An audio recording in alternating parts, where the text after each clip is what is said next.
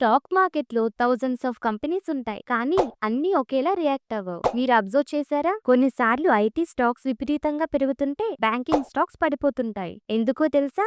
దానికి reason sectors. Simple గా చెప్పాలంటే ఒకే రకమైన బిజినెస్ చేసే కంపెనీల గ్రూప్ ని ఒక సెక్టర్ అంటాం. మన ఇండియన్ మార్కెట్ ని నడిపించే మేజర్ సెక్టర్స్ ఇవే. ఫస్ట్ ఐటీ, టీసీఎస్, ఇన్ఫోసిస్ లాంటివి. వీళ్ళు గ్లోబల్ మార్కెట్ మీద ఆధారపడతారు. Next banking and finance, HDFC, SBI లాంటివి. ఇవి మన ఎకనామీకి backbone. Next pharma, Sun Pharma, Doctor Reddy's లాంటివి. మందులు ఎప్పుడూ అవసరమే కాబట్టి వీటికి డిమాండ్ ఎప్పుడూ ఉంటుంది. నెక్స్ట్ ఎఫ్ఎంసీజీ, హెచ్యుఎల్, ఐటీసీ లాంటివి. అంటే మనం రోజు వాడే సబ్బులు, బిస్కెట్లు తయారు చేసే కంపెనీలు. సెక్టర్స్ గురించి ఎందుకు తెలుసుకోవాలి అంటే, మీరు మీ డబ్బుల్ని ఒకే సెక్టర్ లో పెడితే రిస్క్ ఎక్కువ. ఎందుకంటే వడ్డీ రేట్లు పెరిగితే ఒక సెక్టర్ కి లాభం ఉండొచ్చు, ఇంకో సెక్టర్ కి నష్టం రావచ్చు. స్మార్ట్ ఇన్వెస్టర్స్ ఎప్పుడు తమ పోర్ట్ఫోలియోని వేర్వేరు సెక్టర్స్ లో డైవర్సిఫై చేస్తారు. అంటే ఒక సెక్టర్ పడిపోయినా ఇంకొకటి మీ లాభాలని కాపాడుతుంది. కాబట్టి రేపటి నుండి ఒక్కో సెక్టర్ గురించి డీప్ గా మాట్లాడుకుందాం. మీకు బాగా నచ్చిన సెక్టర్ ఏంటి? కింద కామెంట్ చేయండి. ఈ సిరీస్ ని మిస్ అవ్వకూడదు అంటే ఇప్పుడే సబ్స్క్రైబ్ చేయండి మార్కెటర్స్ తెలుగుని.